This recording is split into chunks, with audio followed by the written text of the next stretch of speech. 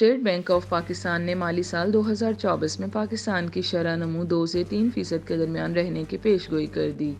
جون میں گزشتہ حکومت نے اپنے مالی سال 2023 سے 24 کے بجٹ کے لیے شرح نمو کے ہدف کا تخمینہ 3.5% منظور کیا تھا۔ اسٹیٹ بینک نے اپنی رپورٹ میں کہا کہ ہدف کم ہو جائے گا کیونکہ پچھلے 2 برسوں میں متعارف کرائے گئے مختلف ڈیمانڈ کمپریشن اقدامات کے اثرات معاشی سرگرمیوں میں بحالی کی رفتار کو کم کر سکتے ہیں۔ رپورٹ میں کہا گیا کہ 1 سال کے بعد معاشی صورتحال میں بہتری کے کچھ ابتدائی آثار نظر آنے لگے ہیں۔ علاوہ ازیں جولائی 2023 کے ورلڈ اکنامک آؤٹ لک کے مطابق 2023 میں عالمی اقتصادی ترقی کے امکانات پہلے کے تخمینوں کے مقابلے میں کچھ بہتر ہوئے ہیں۔ رپورٹ میں کہا گیا ہے کہ اسی طرح غیر توانائی کی عالمی اشیاء کی قیمتوں میں بھی گزشتہ سال کے مقابلے میں کمی آئی ہے اور ان رجحانات کے پاکستان کی معیشت پر مثبت اثرات مرتب ہو سکتے ہیں۔ رپورٹ میں کہا گیا کہ جون کے آخر سے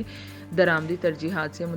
متعلق رہنمائی واپس لینے کے ساتھ ساتھ زر مبادلہ کی پوزیشن میں بتدریج نرمی سے توقع کی جا رہی تھی کہ چین کی صورتحال میں کچھ بہتری آئے گی اور بڑے پیمانے پر مینوفیکچرنگ کے ساتھ ساتھ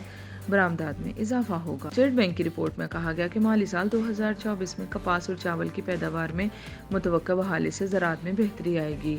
رپورٹ میں مزید کہا گیا کہ سازگار موسمی حالات اور چاول کی مقامی قیمتوں میں اضافے سے کاشتکاروں کو چاول کی فصل کا رقبہ بڑھانے کی ترغیب دی اور اسی طرح جاری سال میں پیداوار میں اضافہ ہوا۔ اسٹیٹ بینک کی رپورٹ میں افراطی زر کے بارے میں کہا گیا ہے کہ زرعی پالیسی میں سختی اور دیگر اقدامات سے پڑنے والے اثرات سے ملکی طلب قابو میں رکھنے کی توقع ہے، جبکہ اہم فصلوں کی پیداوار میں ممکنہ اضافے کی وجہ سے سپلائی کی صورتحال میں بہتری کے امکانات ہیں اور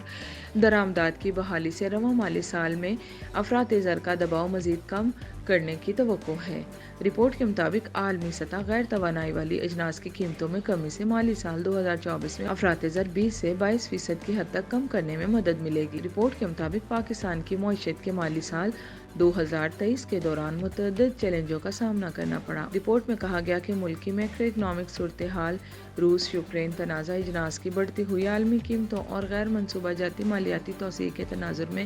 مالی سال 2022 کی دوسری شش ماہی سے ہی بگڑنا شروع ہو گئی تھی۔